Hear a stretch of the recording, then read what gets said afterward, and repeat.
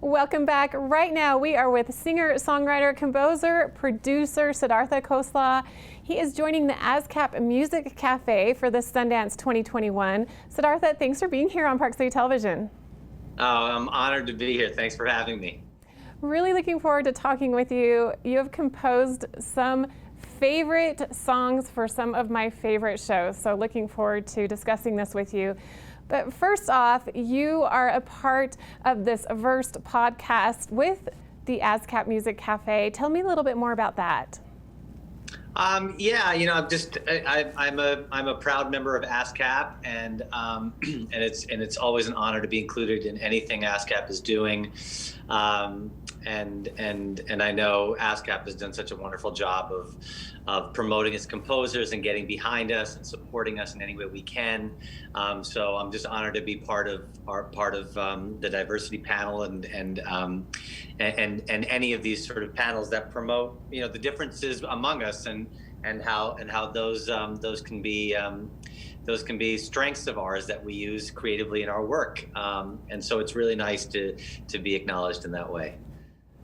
And they asked you because your music has stood the test of time. You have composed pieces that many people have heard before, are well aware of, even Emmy-nominated songs.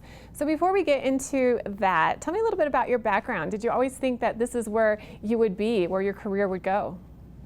I don't think I ever thought I would be here.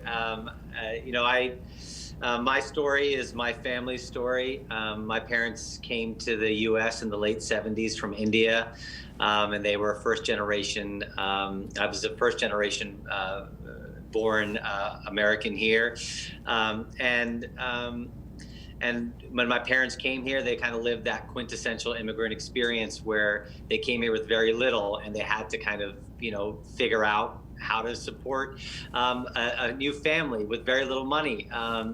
In fact, I think they came to this country with like $8 or something.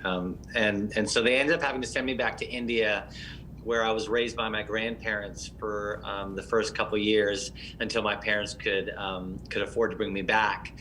So my early childhood was, you know, living in India with my grandparents and listening to Indian music, and my mom would sing Indian lullabies for me on a cassette that she would send to me, and my grandparents would play it for me, and that's how we exchanged. That's how we communicated. So my story is my family's story in many ways, and that Indian music became a big part of who I became. It's almost in my DNA on some level, and so even today in some of the scores that I do, not all of them, only like in This Is Us particularly, is a very Indian-inspired score, and I think a lot of that goes to kind of just like my early childhood and thinking about my own family. Yeah, your story reminds me a little bit of these films, these TV series that you have composed for, such as This Is Us. There's just the story, the connection to generations. You've also composed for Love Victor, for Looking for Alaska. Do you think that your past really plays a part in the music that you're writing for these specific series about families, about generations? Of course. I mean, I think it's a great question, and you know, we're all informed by the way we were raised and where we come from. I mean, it's such an important part of who we all are, not just me as a composer. And for me, when I'm working on a show like This Is Us, which is all about this larger connectivity of life and this idea that, you know, your great-grandmother could have made a choice that was seemingly benign or something small, but ended up having such a larger impact on your life because of how it impacted your parents. And then something that affects you then impacts the generation that follows you. So much of that show has made me think about my own family and the choices and decisions my parents made when they came to this country, and how all of those like seemingly small decisions of just getting on a plane and going somewhere, ended up having an impact on my life. So for sure, my own family's story makes its way emotionally into the music that I'm writing. And your music in that show, and This Is Us, it's so perfectly poignant for the emotion of that show, as you mentioned. So as a composer, how do you embark on writing a song? Do you usually have the project in mind that you're composing for? Are these songs that you've composed in the past that fit really well? What's the process? Is it different each time? Yeah, for This Is Us, I write the original score and the original songs for This Is Us. And so my job is writing sort of all the original music you hear on the show. So when it comes to the score, I'm writing the instrumental music that's informed by the picture that I'm getting. So I'm not usually pre-writing that. I'm seeing kind of the images, I'm seeing what's happening between some characters on the screen, and then I'm writing music for them specifically in those moments. Sometimes I get tasked with writing an original song, and I've written original songs and brought in a couple really good songwriter friends of mine to write with me on those. But again, it's always informed by the script and the story that Dan Fogelman, our creator, our show creator, wants to tell. So that's kind of the process, And occasionally I'll have something just sitting around that I'll bring to the show and it gets used. But mostly it's done to picture or off the script. And you're bringing in your emotions and your past and how you connect and relate with what is happening on screen to that music, to the notes that you write. It's really a beautiful process. So in ASCAP Cafe, with this first podcast conversation, tell me a little bit more about what you'll be covering and specifically what you'll be doing. Well, in the conversation, I think we're specifically talking about my conversation with Amanda Jones, who's a wonderful composer and a colleague and friend. So Amanda and I just basically talk about our own experiences, what brought us to music, our backgrounds, the kind of music she grew up listening to versus the kind of music I grew up listening to. We talk a lot about how we are able to be creative in our projects, and how we are able to bring our own voices into the scores for movies and shows that we do.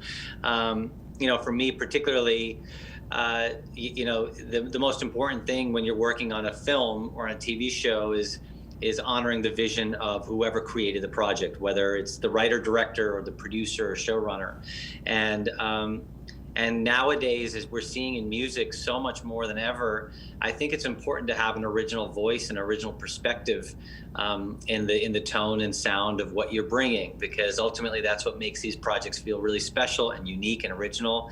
I know for This Is Us particularly, the work I do there is some of my proudest work to date that I've ever done, and it's because I have a showrunner like Dan Fogelman, who's a good friend of mine, who also wants me to bring my family's history into the music and wants me to bring the sounds of my culture and where I came from into the music. And so we strive to kind of, find an original voice to whatever we're doing. And in my conversation with Amanda, we talk about that a lot. And she's just a special soul and wonderful human being and a great artist herself.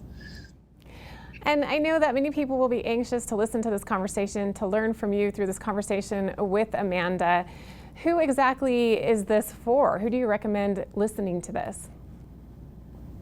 I think it's for anyone that appreciates film, television, that appreciates music. I know that's a pretty broad sort of answer, but it's more specifically geared to anybody that wants to know what goes into making these shows and what goes into making these films. Like, there's a whole process that's months and sometimes years in the making, a wonderful creative collaboration that happens between directors and producers and the composers. And we all know how much music impacts us in our lives.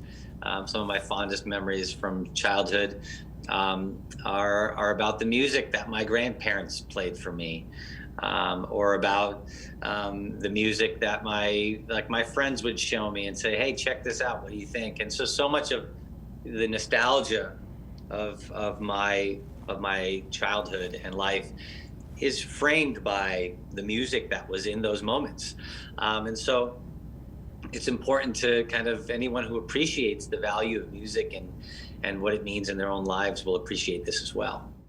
And those moments in your life have endured and now are poignant moments as people watch the series, listen to your music. So looking forward to hearing more in that podcast. Thank you so much, Siddhartha Khosla, for joining us today. You can find out more about how you can tune into this podcast and the ASCAP Music Cafe more online. Just head to ascap.com/Sundance 2021. And thanks once again to Siddhartha for being here with us today. We're back with more right after this.